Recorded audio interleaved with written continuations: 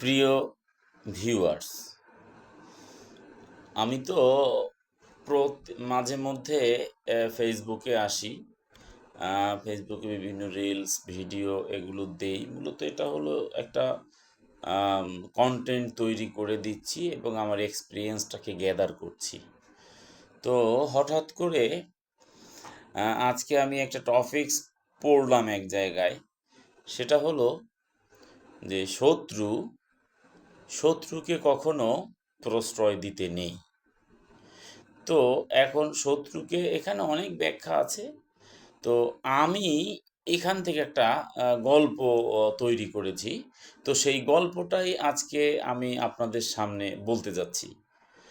তো বিষয়টা হলো, এই গল্পের সাথে অনেক কিছুই জড়িয়ে আছে। যদি আপনারা গল্পটা খুব মনোযোগ দিয়ে শোনেন, তাহলে এখান থেকে আপনারা অনেক কিছু বুঝতে পারবেন।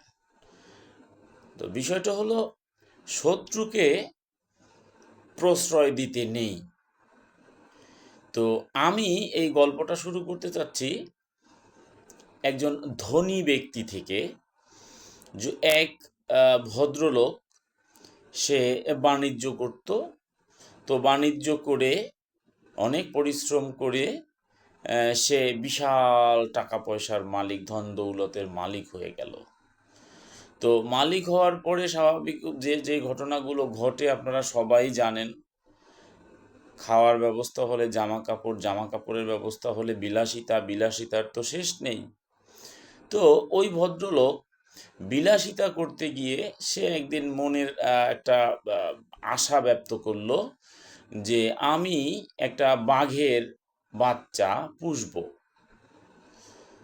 তখন দুই একজনের কাছে জিজ্ঞেস করলো যে আমি একটা বাঘের বাচ্চা পুষতে চাই, একটা বাঘের বাচ্চা যদি কেউ এনে দিতে পারো আমি তোমাকে পুরস্কার দিব বা টাকা দিব।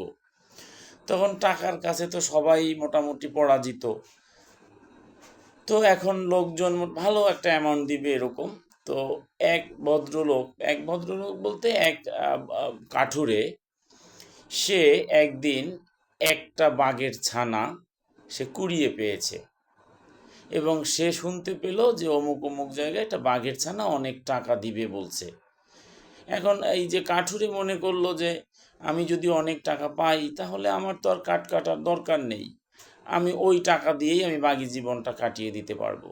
তো সে কি করলো, সেই বাঘের বাচ্চাটা ওই সওদাগর বা ধনবান ব্যক্তির কাছে নিয়ে গেল। তো ধনবান ব্যক্তি সেই বাঘের বাচ্চাটা পেয়ে মহা খুশি এবং তাকে যে টাকা দেওয়ার কথা ছিল তার থেকেও বেশি টাকা উপহার দিল এবং বলল, তুমি আমার এখানে কিছুদিন থাকো, আমার এই খাঁচা না বানানো পর্যন্ত তুমিই আমার এই বাঘের বাচ্চাটাকে দেখাশোনা করবে। তো রীতিমতো বাঘের একটা খাঁচা বানানো হলো এবং পরিচয় হলো বাঘের সাথে।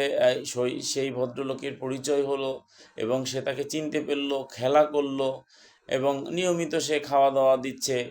তো এভাবে করতে করতে করতে করতে এই ভদ্রলোক দিন দিন আর্থিক অবস্থা একটু অবনতির দিকে গেল।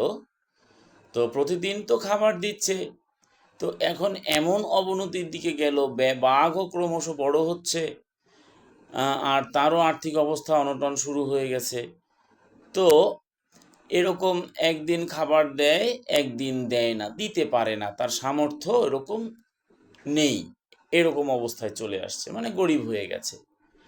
তো হঠাৎ করে একদিন 2 দিন খাবার দিল না, বললো যে দেখো আমার তো খাবার নেই, আমার কাছে টাকা নেই, খাবার দিতে পারছি না, তুমি থাকো। এখন বাঘ তো ছাড়া যাবে না। তো একদিন কি করলো, তো বাঘটা খুব কান্না করতেছে যে খাবারের জন্য ক্ষুধায় কান্না করতেছে। তখন এই মনিবের খুব মায়া হলো।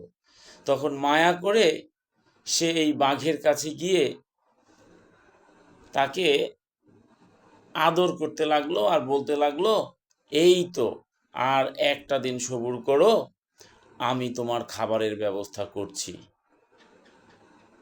বাঘ তৎক্ষণাৎ সেই ভদ্রলোকের ঘাড় মটকে দিল এবং সেই ভদ্রলোককে ছিঁড়ে খেয়ে ফেলল।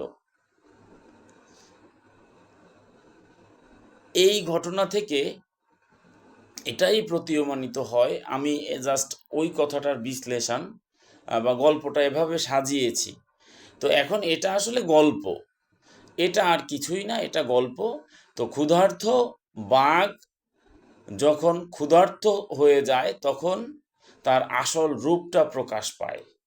তো সেই জন্যই এখানে বাঘ, সে তার মনিব, সে ছোটোকালে দুধ খাইয়ে পেলে পুষে বড় করেছে, তার কথা শুনবে, কিন্তু সে যখন ক্ষুধার্ত হয়ে গেছে তখন সে তার আর কথা রক্ষা করতে পারেনি।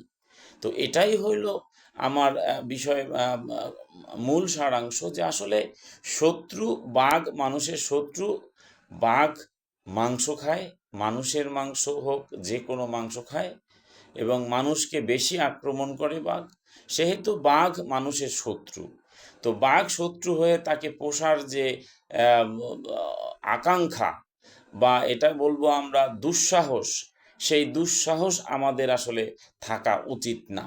তো এই জন্যই আমি মনে করব যে ভদ্রলোক এই কথাটি বলেছেন, সে যথার্থই বলেছেন, যে শত্রুর সাথে কোনো বন্ধুত্ব নয়, শত্রুকে শত্রুর মতো থাকতে হবে, বন্ধু বন্ধুর মতো থাকবে।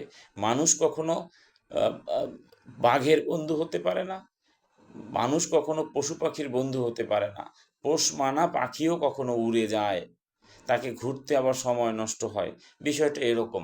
তো গল্পটি যদি ভালো লেগে থাকে, তো আপনারা এরকম ছোট ছোট উক্তি আমাকে যদি কমেন্টস বক্সে কমেন্ট করেন, সেটার উপরে আমি ছোট ছোট গল্প তৈরি করে আপনাদেরকে দিতে পারবো। এবং এই যে গল্পটা বলেছি, এখানে যে কথাগুলো আপনারা বুঝতে অসুবিধা হয়েছে বা আরও কোনো প্রশ্ন আছে, সেই ক্ষেত্রে আপনি বিষয়টি আমার কমেন্ট বক্সে কমেন্ট করতে পারবেন। ধন্যবাদ, ভালো থাকবেন, সুস্থ থাকবেন।